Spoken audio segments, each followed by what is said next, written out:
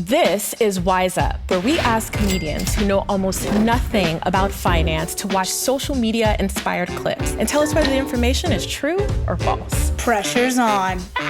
Woo! Let's go. Let's roll that first clip. Are you feeling a little confused about where to invest your money? Yep. I mean, some say stocks and others say learn a new skill, invest in yourself. All right, here's what I think you should do. I think you should do both. I mean, you could even learn to invest your money. Believe me, it is good to diversify. I feel like I was watching future me and I look great, so. Yeah, I'm not sure if I trust future or present her, so. And you are correct. Trust your gut though, Nate Dogg. Is it true or false that you should invest in the stock market and have a side hustle? The name of the game these days is side hustles, and skills pay bills, so I'm going true. Yes, invest in yourself, for sure. Okay, so it is true. Investing in the stock market and having a side gig is a great way to diversify your income. Of course, if you have a side hustle, you have to take some actionable steps in order to make that happen. And it's always on a person-to-person basis whether you want to do both. Millennials love a side hustle. We do. I was a side hustle in my last relationship.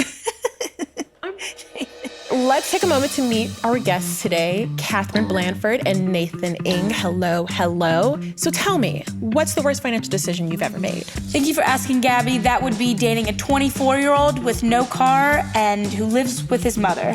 Why'd you point at me? Cryptocurrency. Oh, okay. Which one? Ethereum. What's that one? Huh? The what? Ethereum, the other. Oh, the Ethereum, yeah. Yeah, You should believe in yourself more, Nathan. I'm getting there. Hey friends! I just wanted to drop this video to remind you that it's always advantageous to lower your taxable income. When you're looking at deductions and write-offs, make sure you add as many as possible. There are no long-term repercussions. Save money now and thank me later. Oh, I think that's presumptuous. She would assume I have any deductions. I think it's presumptuous that she assumed I had any friends. Aw. She would definitely put you in the friend zone, Nathan. Yeah. Okay, so then true or false, it is always financially beneficial to minimize your taxable income. I never know what I can claim, so I'm gonna take any advice and say that's true. See, studying economics and finance in college, I could tell you comfortably that I have no idea.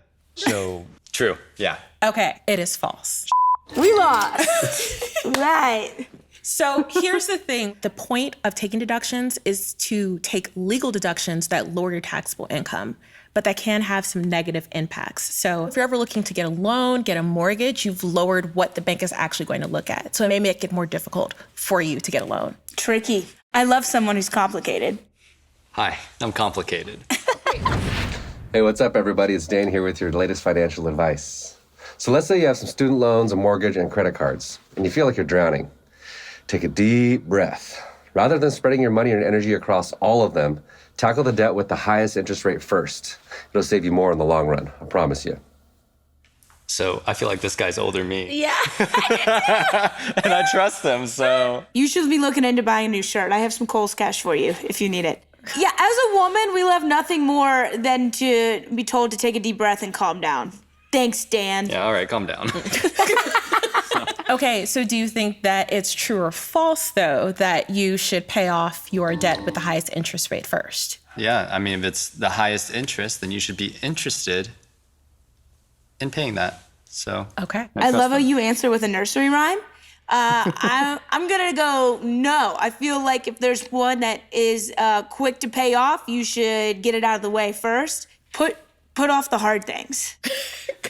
Okay, so the answer here is that it is true.